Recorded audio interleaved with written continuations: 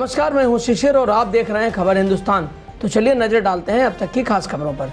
पंजाब के मुख्यमंत्री चन्नी ने पीएम मोदी पर साधा निशाना। पंजाब में पीएम मोदी की सुरक्षा चूक मामले को लेकर मुख्यमंत्री चरणजीत सिंह चन्नी ने मोदी पर निशाना साधते हुए उन्होंने कहा कि मोदी के लिए खतरा कहां था, कोई भी उनके 1 किलोमीटर के दायरे में नहीं था। उन पर कोई पत्थर नहीं फेंका गया, कोई गोली नहीं चलाई गई, कोई नारे नहीं लगाए गए। तो आप कैसे कह सकते हैं कि मैं जिंदा बच गया। इस तरह के संवेदनशील बयान बड़े नेता नहीं देते हैं जिन्हें लोगों ने प्रधानमंत्री के रूप में वोट दिया है। ये कैसे सही हो सकता है? आपको जिम्मेदार बयान देना चाहिए। पंजाब में प्रधानमंत्री की सुरक्षा में हुई चूक मामले को लेकर अखिलेश यादव ने कसा तंज। समाजवादी पार्टी के राष्ट्रीय अध्यक्ष अखिलेश यादव ने पंजाब में प्रधानमंत्री की सुरक्षा में हुई चूक मामले पर हमला बोलते हुए कहा है कि मैं इस बारे में ज्यादा बड़ी बात नहीं करना चाहता, लेकिन मैं किसानों से अपील करना चाहता हूँ पीएम को कम से कम रैली तक जाने देते ताकि उन्हें खाली कुर्सियां देखते हुए अच्छा लगता। पीएम को खाली मंच पर बोलने देना चाहिए था। हरिद्वार धर्म संसद को लेकर नितिन गडकरी का बड़ा बयान आया सामने। हरिद्वार में हुई धर्म संसद के दौरान भड़काऊ भाषण देने के मामले को लेकर भारतीय जनता पार्टी के दिग्गज नेता नितिन गडकरी का बड़ा बयान सामने आया है, जिसमें उन्होंने कहा है कि ऐसे भड़काऊ भाषणों को नकारते हुए कोई महत्व नहीं देना चाहिए।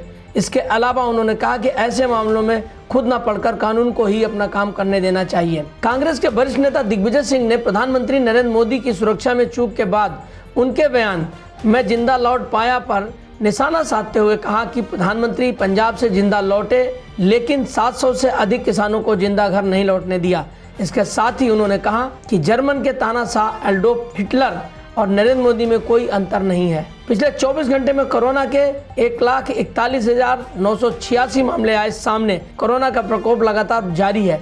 आपको बता दें कि देश में पिछले 24 घंटे में कोरोना के 1,41,986 नए मामले सामने आए हैं। इस दौरान 285 संक्रमितों की मौत भी हो गई है। उत्तर प्रदेश में अब राज्य कर्मचारियों और पेंशनर्स को मिलेगा कैशलेस इलाज। आपको बता दें कि पंडित दीनदयाल उपाध्याय राज्य कर्मचारी कैशलेस योजना के तहत अब उत्तर प्रदेश के 28 लाख कर्मचारियों और पेंशनर्स को निःशुल्क इलाज की सुविधा दी जाएगी। गुजरात के सूरत में सोने चांदी के व्यापारी से स्कूटी सवार ने लूटे 1.64 करोड़ रुपए।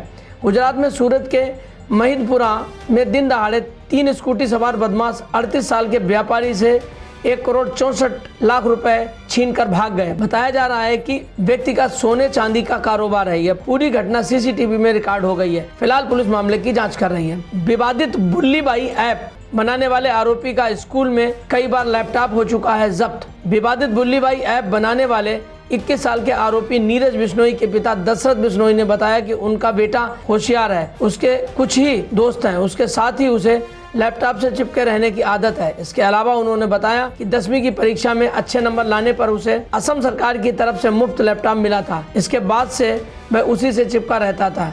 वह अपने कमरे में बंद रहता है, क्या करता है हम नहीं जानते। कोलकाता में स्थित रविंद्र भारती यूनिवर्सिटी की एक छात्रा उषासी चक्रवर्ती ने यूनिवर्सिटी पर आरोप लगाया कि उसे कोरोना संक्रमित होने के बाद भी कॉलेज कैंपस में आने के लिए मजबूर किया गया।